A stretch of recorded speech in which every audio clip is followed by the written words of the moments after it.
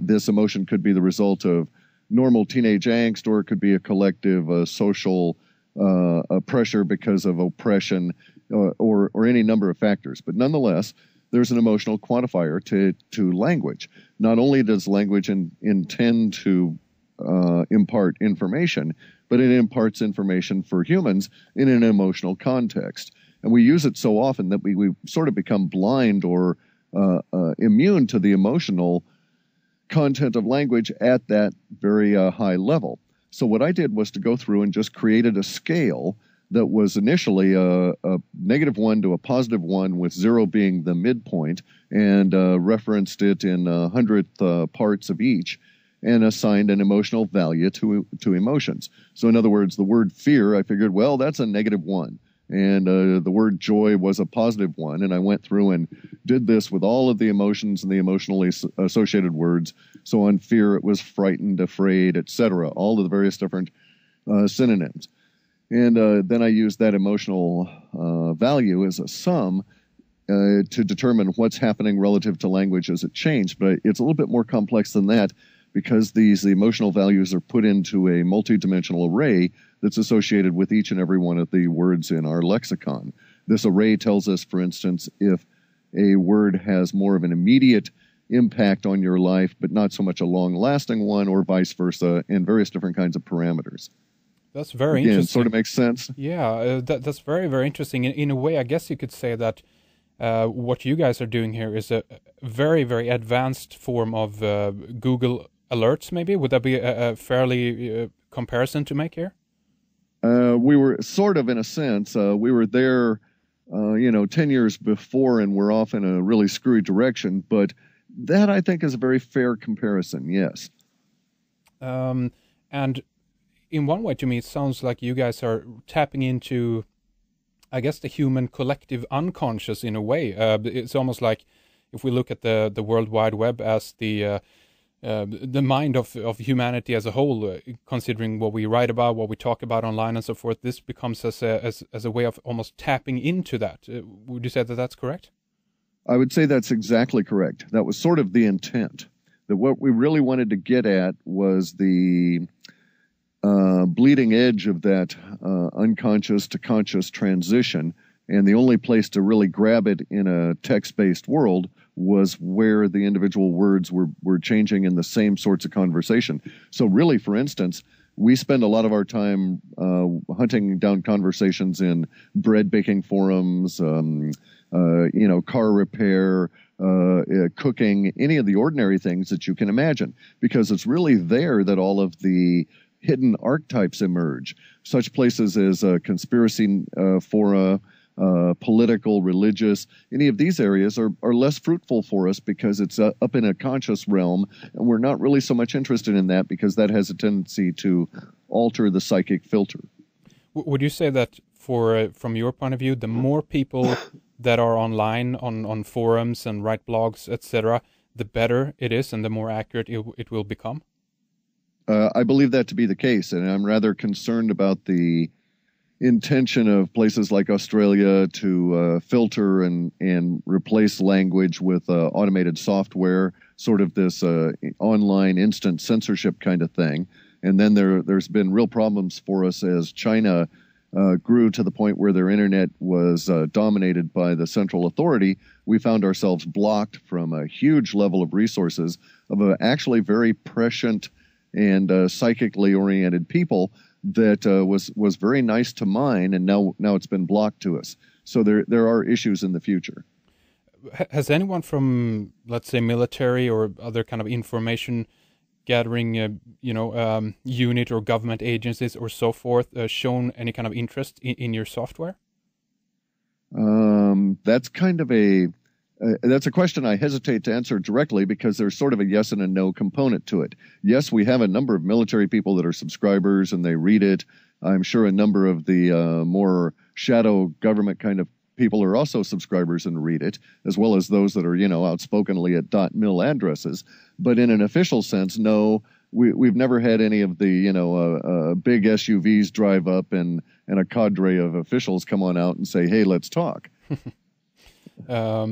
And you mentioned a little bit here about the way you search sites and so forth as well. Maybe we can talk a little bit about what kind of sites you monitor. Have you gone and plugged domain names into the search spider or the search engine yourselves, or do you scan the entire web with aid of other search engines, or how does this work? It's actually the latter. We have our own built-in inherent search engine that's really what's known as a following or trailing spider. And that is to say that our spiders are given an initial key address. They may be given, I would say, a list of 20 or 30,000 forum to start with. And they would start with one of them. And it's very complex because the spider has the ability, the heuristics involved, allow it to go down 256 layers in links from a keyword outward before having to trace its way back and begin at the next level. So this data gathering process is 24/7 for weeks continuously just to get us to a point of about 40 or 50 million reads that we can start our interpretation.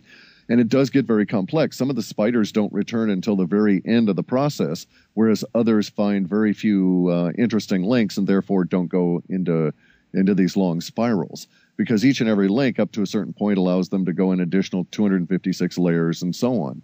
So you can see that it can get rather mushroomy, so to speak. Yeah. However, we now are taking advantage of some of the other interfaces that are allowed at the search engines, and we have a keyword search that uses regular expressions of some complexity that are in fact created by a Prolog program, and that then use the search engine core storage and sort of root around in that as a starting point. So we're sort of covering it from both sides.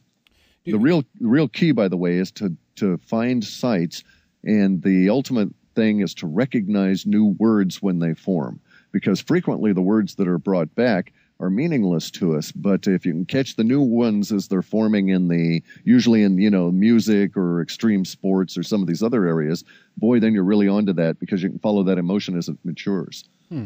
That's interesting. And do you follow mainstream news media and also alternative news media, or how do you go about that? Yeah, those are read routinely, both as a couple of starting points within our list, but frequently we also, of course, the spiders also get links to those.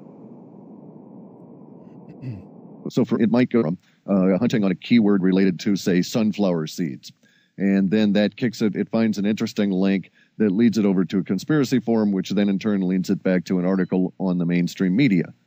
That kind of a deal. So it's a cross domain name, so to speak, and it search certain kind of, what do you call it, subdomains or below Correct. Levels. Oh, okay. Correct. Really interesting. And so how many years have you guys been doing this now then?